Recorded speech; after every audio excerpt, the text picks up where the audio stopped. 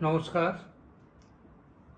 পশ্চিমবঙ্গের রাজ্যপাল এবং তৃণমূল কংগ্রেস সরকারের সংঘাত শেষ পর্যন্ত কলকাতা হাইকোর্টে গড়ালো। অনেক দিন ধরেই আগুন জ্বলছিল, প্রথম দিকে ধীরে ধীরে করে জ্বলছিল, এখন একেবারে অল আউট সংঘাত শুরু হয়ে গেল। এই সংঘাত শুরু হওয়ার কারণটা হচ্ছে একদম শেষের যে কারণটা এসে গেল সেটা হচ্ছে পশ্চিমবঙ্গের বরানগর বিধানসভার উপনির্বাচনে জয়ী অভিনেত্রী সায়ন্তিকা বন্দ্যোপাধ্যায় এবং মুর্শিদাবাদের ভগবানগোলার উপনির্বাচনে জয়ী রায়াত হোসেন, এদের দুজনকে রাজ্যপাল কোন জায়গায় শপথ পাঠ করাবেন সেইটা নিয়ে সংঘাত। রাজ্যপাল প্রথমে ডেকেছিলেন সায়ন্তিকা বন্দ্যোপাধ্যায়কে রাজভবনে যেতে। সায়ন্তিকা বন্দ্যোপাধ্যায় বলেছিলেন একা যাবেন না, এবং তারপরে রাজ্যপাল আমন্ত্রণ পাঠান। রাজ্যপাল বলেন দুজনকেই যেতে, সেখানে রাজভবনে গিয়ে শপথ পাঠ করতে, কিন্তু সেখানেও তাদের আপত্তি। এবং শুধু আপত্তি নয়, তারপর থেকে শুরু হয়ে গেছে রাজভবনের সামনে ধর্ণা দেওয়া শুরু হয়ে গেছে উপনির্বাচনে জয়ী দুই বিধায়কের। এই প্রসঙ্গে গত বৃহস্পতিবার মানে 27শে জুন তারিখে মমতা ব্যানার্জি প্রশাসনিক মিটিং করেন নবান্নে। সেই মিটিংয়ে তিনি বলেন যে মেয়েরা তাকে জানিয়েছে যে রাজভবনে যা সব হচ্ছে তাতে তাদের সেখানে যেতে ভয় হয়, সেই জন্য তারা যাবে না।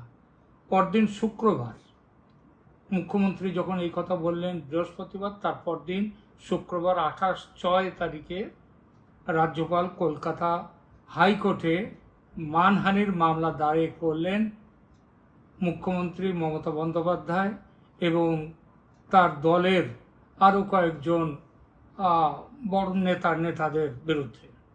কারণ ওই যে বললাম যে মুখ্যমন্ত্রী বলেছেন রাজ্যপালের কাছে যেতে মেয়েরা ভয় পাচ্ছে। এইসব ঘটনার সূত্রপাত, এই প্রসঙ্গে যে ভয় পাওয়ার ঘটনার সূত্রপাত হচ্ছে মে মাসের 2 তারিখে রাজভবনে কর্মরত এক কন্ট্রাকচুয়াল মহিলা কর্মী, তিনি রাজ্যপালের বিরুদ্ধে মলেস্টেশন করার অভিযোগ নিয়ে এলেন এবং সেই অভিযোগে তিনি থানায় গিয়ে ডায়েরিও করলেন কলকাতায়। সঙ্গে সঙ্গে তদন্তে নেমে পড়ল মমতা বন্দ্যোপাধ্যায়ের পুলিশ, কিন্তু রাজ্যপালের পদে ইমিউনিটি থাকায়, অর্থাৎ তার বিরুদ্ধে এই ধরনের কোনো রকম ক্রিমিনাল কেস করা যাবে না, এটা জেনে রাজ্যপাল যখন এইটা বললেন, তারপরে একটু পাটা পিছিয়ে নিল পুলিশ। তবে রাজ্যপাল ঘটনার দিনের একটা ভিডিও ক্লিপ তিনি কিন্তু প্রকাশ করে দিয়েছেন এবং সেখানে বলেছেন যে অভিযোগ কতটা উদ্দেশ্য প্রণোদিত সেটা ওই মহিলা কর্মচারী রাজভবনে থাকার সময়ে যে ভিডিওগুলো করা হয়েছিল, সিসি ক্যামেরার যে ফুটেজ, সেই ফুটেজটা তিনি দিয়েছেন এবং বলেছেন যে পুরো ঘটনায় উদ্দেশ্য প্রণোদিত এবং পুরোপুরি মিথ্যা। তবু যেহেতু অভিযোগটা মারাত্মক, অর্থাৎ মহিলার সম্মানহানির ব্যাপার, শ্লীলতাহানির ব্যাপার, সুতরাং তাই একটু বিশদে আমাদের যেতে হবে। অভিযোগকারিণী মহিলা জানিয়েছেন যে শুধু 2 তারিখে নয়, তার আগে অর্থাৎ 2রা মে তারিখে নয়, তার আগে 24শে এপ্রিল তারিখেও নাকি রাজ্যপাল তার শ্লীলতাহানি করেছেন।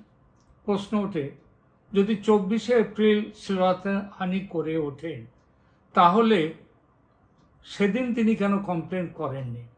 কেন তারপরেও আরও 7-8টা দিন অপেক্ষা করলেন? এই 7-8টা দিন তিনি কাদের সাথে আলোচনা করে তিনি এই সিদ্ধান্তে পৌঁছলেন? এই প্রশ্নটা খুব স্বাভাবিক। রাজ্যপালের বিরুদ্ধে মলেস্টেশনের আরও একটা অভিযোগ উঠে এসেছে কয়েক মাস আগে। কলকাতার এক ওড়িশি নাচের নর্তকী, তিনি গত 23শে অক্টোবর কলকাতা পুলিশের কাছে একটা অভিযোগ দায়ের করেন। সেই অভিযোগে তিনি বলেন যে গত জানুয়ারি মাসে দিল্লির এক হোটেলে রাজ্যপাল সিবি আনন্দ বোস তার শ্লীলতাহানি করেছেন। মনে রাখবেন, 23শে অক্টোবর তারিখে তিনি কলকাতা পুলিশের কাছে অভিযোগ দায়ের করছেন যে তার আগে জানুয়ারি মাসে শ্লীলতাহানি হয়েছে কোথায়? দিল্লিতে। কলকাতা পুলিশ সেই ব্যাপারটি তদন্ত করেছে এবং আজ থেকে মাস দেড়েক আগে তার একটা রিপোর্ট তারা রাজ্য সরকারকে পাঠিয়ে দিয়েছে। বলা বাহুল্য, সেই রিপোর্টে অভিযোগ সত্যি বলে জানানো হয়েছে। পুলিশের রিপোর্ট খুব একটা যে সত্যি হয় এ কথা সাধারণ মানুষ মনে করে না। তার উপর সেই পুলিশ যদি মমতা ব্যানার্জির হয়, তাহলে কিছু কি স্পষ্ট করে বলতে হবে যে সেই পুলিশ রিপোর্ট কতটা তার মধ্যে বস্তু, কতটা জল, আর কতটা তার মধ্যে ভেজাল আছে। কিন্তু আমাদের গোদা মাথায় যে প্রশ্নটা ঘুরে ফিরে আসে সেটা হলো, জানুয়ারিতে শ্লীলতাহানি হলো আর তার প্রায় 9 মাস পরে পুলিশে অভিযোগ কেন? যদি কেউ সাজানো বলে এই 9 মাস বিলম্বের জন্যে, তবে কি খুব একটা অন্যায় হবে? সিবি আনন্দ বোস কোনো জিতেন্দ্রীয় কামজয়ী মহাপুরুষ নয়। যদি কোনো মহিলার সঙ্গে সহমতের ভিত্তিতে কোনো সম্পর্ক তার গড়ে ওঠে, আইনের বিচারে সেটা অপরাধ নয়। বোস মশাই যদিও এসব অভিযোগ মিথ্যা বলে উড়িয়ে দিয়েছেন, উড়িয়ে দিয়ে বলেছেন আগামী দিনে এমন অভিযোগ অনেক আসবে, তাতে তিনি ভয় পান না। কিন্তু কেন আসবে এমন অভিযোগ? উত্তর, রাজনীতি হচ্ছে এই সব কিছুর পিছনে। ভোট ছিল মাথার উপর। এ সময় কেন্দ্রের বিজেপি সরকারের প্রতিনিধি রাজ্যপালের গায়ে শ্লীলতাহানির স্ট্যাম্প লাগিয়ে দিলে রাজ্য সরকার বাংলার মেয়েদের অপমান সহ্য করা হবে না বলে হুঙ্কার দিতে পারবে। যেমন 21-এর ভোটে এরাই বলেছিল কি? মমতা ব্যানার্জির স্লোগান ছিল বাংলা বাংলার মেয়েকে চায়, বাংলা বাংলার মেয়েকে চায়। তো বাঙালির স্মৃতিশক্তি খুব খারাপ না হলে তারা মনে করতেই পারে এই মুখ্যমন্ত্রী পার্ক স্ট্রিট কাণ্ডের মহিলা সম্পর্কে বলেছিলেন ওই মহিলার দোষ, মহিলার চরিত্র খারাপ ছিল। সপ্তাহখানেক আগে কোচবিহারের মাথা ভাঙার বিজেপির এক মহিলা কর্মীকে রাস্তায় টেনে নিয়ে গিয়ে উলঙ্গ করে পেটানো হলো। কেন? কারণ মহিলা বিজেপি করে। মুখ্যমন্ত্রী তথা পুলিশ মন্ত্রী সে ব্যাপারে কিছু বলেছেন? বলেননি, বলবেন না। কারণ এই মেয়ে বাংলার মেয়ে, তবে বাংলার মেয়ে হলেও সে হলো বিজেপির মেয়ে। সুতরাং বিজেপির মেয়ে হলে বাংলার মেয়ে স্লোগান তো আসবে না। এই লজিকটাকে একটু এগিয়ে নিয়ে গিয়ে বলাই যায় যে রাজভবনের সাম্প্রতিক ঘটনা এবং দিল্লির 1.5 বছর আগের ঘটনা নিয়ে মুখ্যমন্ত্রী যে এত চিন্তিত, তা ওই মহিলারা বাংলার মেয়ে বলে নয়, তার নিজের দলের স্বার্থে ওই মহিলাদের ব্যবহার করা যাবে, সেই জন্যই মুখ্যমন্ত্রী এইসব কথা বলছেন। গন্ধটা সত্যি সন্দেহজনক। কিন্তু কথাটা হচ্ছে, এতকাল ধরে এত যে রাজ্যপাল এসেছেন এই রাজ্যে, কই কারো বিরুদ্ধে তো এমন অভিযোগ ওঠেনি। তাহলে এই রাজ্যপালের বিরুদ্ধে কেন?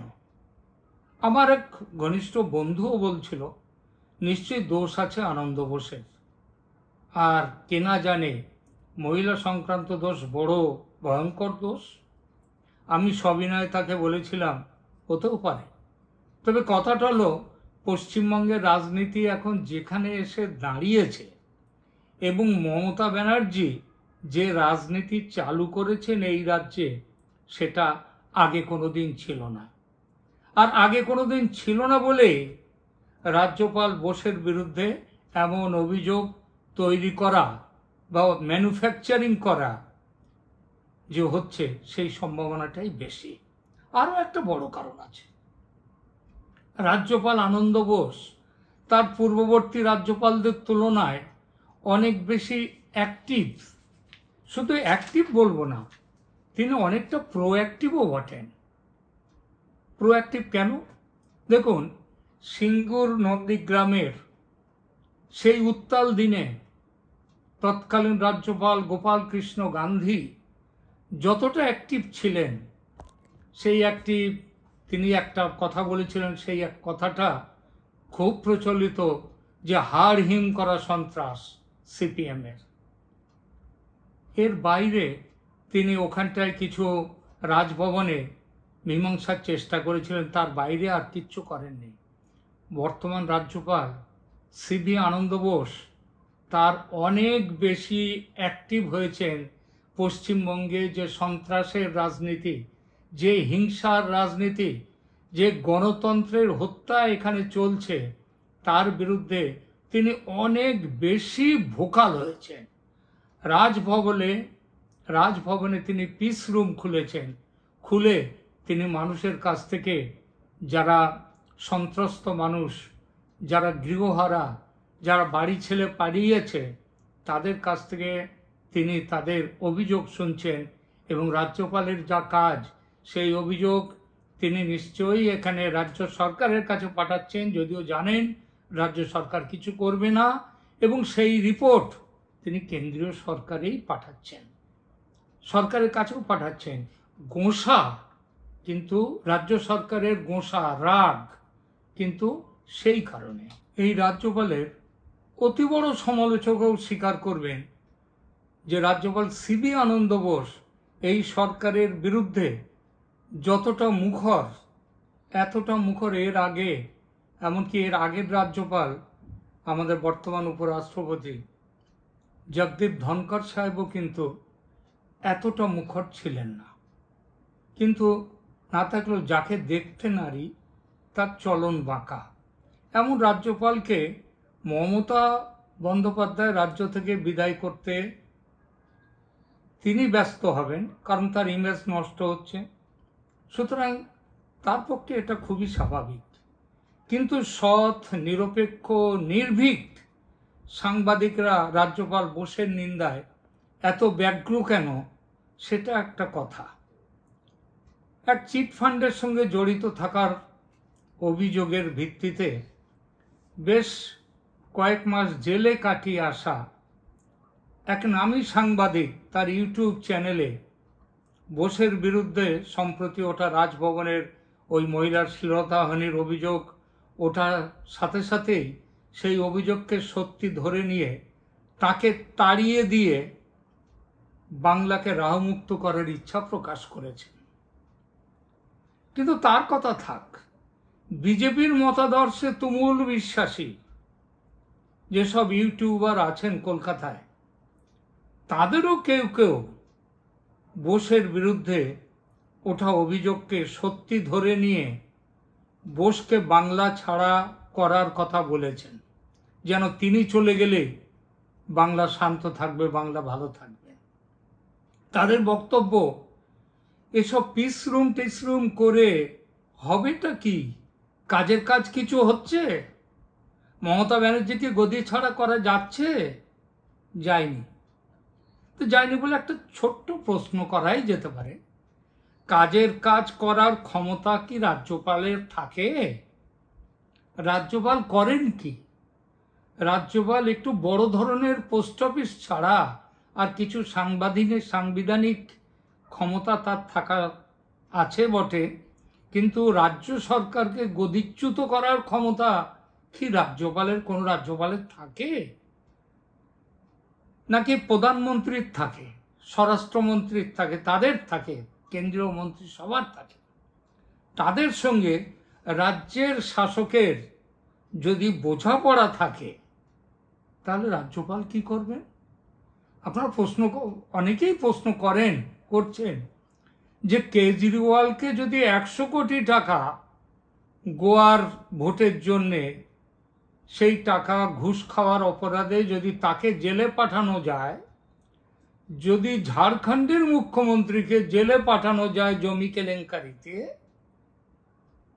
তাহলে মমতা ব্যানার্জি তো ছেড়ে দিন, মমতা ব্যানার্জি, মুখ্যমন্ত্রী মমতা ব্যানার্জিকে জেলে কেন যাচ্ছে না, কেন্দ্রীয় সরকার কোনো ব্যবস্থা নিচ্ছে না? এমনকি মমতা ব্যানার্জির কথা ছেড়ে দিন, মমতা ব্যানার্জির ভাইপো শ্রী অভিষেক বন্দ্যোপাধ্যায়কে, তাকে জেলে পাঠানো গেছে আজ পর্যন্ত। অভিষেক বন্দ্যোপাধ্যায়ের কথাও ছেড়ে দিন, ওই যে কালীঘাটের কাকু সুজয় কৃষ্ণ ভদ্র, তার ওই ভয়েস স্যাম্পল টেস্ট নিয়ে যে নাটক শুরু হয়েছে বেশ কয়েক মাস আগে থেকে, সেই নাটক এখনো কেন শেষ হচ্ছে না? কেন ভয়েস স্যাম্পল টেস্টের রিপোর্ট আজ অবধি কলকাতায় এসে পৌঁছচ্ছে না ইডির হাতে? সেই প্রশ্নগুলোর উত্তর যদি খোঁজা যায়, তাহলে বোঝা যাবে রাজ্যপালের রিপোর্টের ভিত্তিতে এই সরকারের গায়ে একটি আঁচড়ও পড়েনি এবং পড়বে না। আবার অনেকে দেখুন রাজ্যপালের হাতে খড়ি প্রসঙ্গ তুলে অনেকে ঠাট্টা ব্যঙ্গ করেন, মস্করা করেন। একটা বিনীত প্রশ্ন তাদের কাছে, আচ্ছা, কেরালার মানুষ হয়ে যে তিনি বাংলা ভাষা শিখতে চেয়েছেন, এটার জন্যে ব্যঙ্গ বিদ্রুপ নয়, প্রশংসাই তো তার প্রাপ্য হওয়া উচিত। যে তিনি আজ অবধি বলুন তো, যে কোনো রাজ্যপাল যিনি বাঙালি নন, বাইরের রাজ্যপাল অন্য প্রদেশের, তিনি কলকাতায় এসে তিনি বাংলা ভাষা শেখার চেষ্টা করেছেন? কেউ করেছেন? করেননি। যে ইউটিউবার ভদ্রলোকের কথা আলোচনা প্রসঙ্গে এক্ষুনি বললাম, তিনি একটি ভিডিওতে সম্প্রতি দাবি করেছেন সিবি আনন্দ বোসকে নাকি আরএসএস এই রাজ্যের রাজ্যপাল করেছে। এসব প্রশ্নের, এসব যে কোত্থেকে এইসব সংবাদ আসে, আর এগুলো জানি না তাদের উৎস কি। আর আরএসএস নাকি তার মতো একটা উল্টোপাল্টা লোক পাঠিয়ে রাজ্য বিজেপির সর্বনাশ করছে। উদাহরণ হিসেবে বিজেপির, তিনি বলছেন আরএসএস এর নাকি কাজটাই এরকম, তারা তাদের ক্ষমতার জোরে, বিজেপির কেন্দ্রীয় নেতৃত্ব এবং বিজেপির সাথে তাদের সম্পর্কের জোরে তারা উল্টোপাল্টা লোক পাঠিয়ে আমাদের রাজ্য বিজেপির সর্বনাশ করে যাচ্ছে।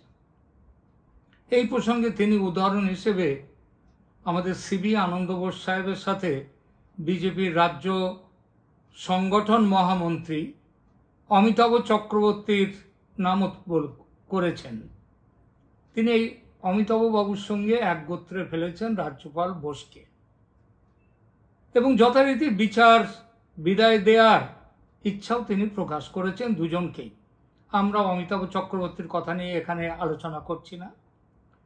আমরা রাজ্যপাল প্রসঙ্গে বলি, ঈশ্বর জানেন বোসের আরএসএস রুট কোথায় পেলেন ওই ইউটিউবার ভদ্রলোক। তবে বর্তমান রাজ্যপাল যে উল্টোপাল্টা অযোগ্য লোক নন, তিনি যে আরএসএস এর পাঠানো ফালতু মানুষ নন, সেটা বোঝাতে রাজ্যপাল বোসের পুরো নয়, আংশিক বায়োডাটা এখানে তুলে ধরব।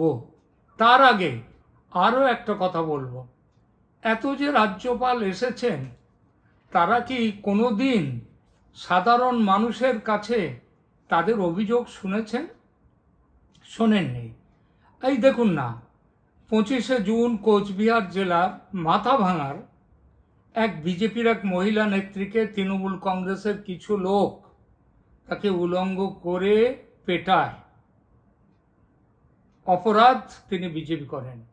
মহিলা সংবাদ সংস্থা এএনআই এর কাছে এক সাক্ষাৎকারে ওই মহিলা জানিয়েছেন, তিনি মমতা ব্যানার্জি ও তার পুলিশকে বিশ্বাস করেন না, তাই তিনি কলকাতায় এসে রাজ্যপালের সঙ্গে দেখা করেছেন এবং তার কাছে সম্পূর্ণ সমস্ত কথা বলেছেন, এবং রাজ্যপাল তাকে সুবিচারের আশ্বাস দিয়েছেন। নন্দীগ্রামের ঘটনা যখন ঘটেছিল, তখন কজন মানুষ এসে গোপাল কৃষ্ণ গান্ধীর কাছে তাদের ব্যক্তিগত, তাদের সন্ত্রাসের কথা, তাদের উপর অত্যাচারের কথা বলেছেন? কেউ বলেননি। কিন্তু ইনি বলেছেন। ইনি সেই কথাগুলো, সিবি আনন্দ বোস সেই কথাগুলো তিনি শোনেন, তিনি বিচার করেন। আগেই বলেছি, তিনি যেখানে যা এই খবরগুলো পাঠাবার সেখানে তিনি পাঠান। কিন্তু হ্যাঁ, এইবার ওই প্রসঙ্গে আসি। রাজ্যপাল সেই জন্যে তিনি ফালতু কাজ করেন, তিনি কোনো কাজ করেন না, কি লাভ এইসব পরিশ্রম করে, এই কথাগুলো যারা বলেন তারা খুব ভুল কথা বলেন। এইবার যে কথাটাই আমি একটু আগেই বলেছিলাম, যে এই মানুষটি রাজ্যপাল সিবি আনন্দ বোস, তার পরিচয়ের সম্পূর্ণ পরিচয় দেওয়ার জায়গা এটা নয়, তত সময় এখানে নেই। শুধু অল্প কথায় তার সম্পর্কে কিছু বলবো। তিনি ছিলেন প্রাক্তন আইএএস ডক্টর সিভি আনন্দ বোস। তার কর্মজীবনে একজন এমিনেন্ট সিভিল সার্ভেন্ট, ম্যানেজমেন্ট গুরু, সাশ্রয়ী মূল্যের হাউজিং এক্সপার্ট, সুলেখক ও সুবক্তা। তিনি বিশ্ববিদ্যালয়ের ভাইস চ্যান্সেলর ছিলেন, ভারত সরকারের অধীনে ভারত সরকারের প্রধান সচিব এবং দেশে বিদেশে বহু গুরুত্বপূর্ণ কাজ করেছেন। তিনি জওহরলাল নেহরু ফেলোশিপ প্রাপক। মুসৌরির যে Lal Bahadur Shastri national academy of administration আছে, যেখানে আইএএসদের যেখানে তাদের শেখানো হয়, তাদের ট্রেনিং হয়, সেখানকার তিনি প্রথম ফেলো। ভারত সরকারের প্রতিনিধি হিসেবে European council for nuclear research এবং ইন্টারন্যাশনাল ফিউশন এনার্জি অর্গানাইজেশনে তিনি সাফল্যের সঙ্গে কাজ করেছেন। অ্যাটমিক এনার্জি এডুকেশন সোসাইটির চেয়ারম্যান হিসেবে তিনি কাজ করেছেন। 350 প্রকাশিত পুস্তকের লেখক, প্রবন্ধ এবং নিবন্ধের পাশাপাশি মালায়ালম, ইংরেজি, হিন্দিতে লিখেছেন গল্প, উপন্যাস, কবিতা। তার লেখা 4টি বই বেস্ট সেলার হয়েছে। হয়তো কার্বাঙ্কাল জিনিয়াস, আমাদের মুখ্যমন্ত্রী, মাননীয় মুখ্যমন্ত্রীর মতো কার্বাঙ্কাল জিনিয়াস তিনি নন, তার সঙ্গে তুলনা করা যায় না, কিন্তু তার প্রতিভার মুখ বহু ব্যাপক, এবং এমন ব্যাপক এবং বহুমুখী প্রতিভার মানুষ সিবি আনন্দ বোস সাহেবের আগে আমাদের রাজ্যপাল হিসেবে আমাদের এই রাজ্যে এর আগে আসেননি, এমন গুণী মানুষ। সুতরাং যারা তার ওই যে বললাম, যাকে দেখতে নারী তার চলন বাঁকা, সুতরাং তিনি সুপুরুষ নন, সুদর্শন নন। সেই জন্যে যারা, এবং তিনি সব ব্যাপারে এগিয়ে যান, এমনভাবে এগিয়ে যান যে পশ্চিমবঙ্গের কোনো রাজ্যপাল যেটা করেননি তিনি সেটা করতে যান, সেইটি নিজেরা হাসি মস্করা করেন। তাদের কাছে সবিনয় নিবেদন থাকবে যে এমনভাবে একটি গুণী মানুষের বিরোধিতা করে, বাঙালি হিসেবে বিরোধিতা করে আপনারা বাঙালিকে লজ্জিত করবেন না। বাংলা চিরকাল গুণের কদর করেছে, মানুষের কদর করেছে, কিন্তু এখন বাংলায় অমানুষদের যে শাসন চলছে, সেই শাসনে নিশ্চয়ই সিবি আনন্দ বোস মানানসই হন না। কিন্তু তার জন্যই তাকে সমালোচনা না করুন, তাকে প্রশংসা না করতে পারেন, কিন্তু দয়া করে চুপ করে থাকবেন, উল্টোপাল্টা কথা বলে তাকে, তার সামনে বাঙালিকে অন্তত ছোট করবেন না। ধন্যবাদ।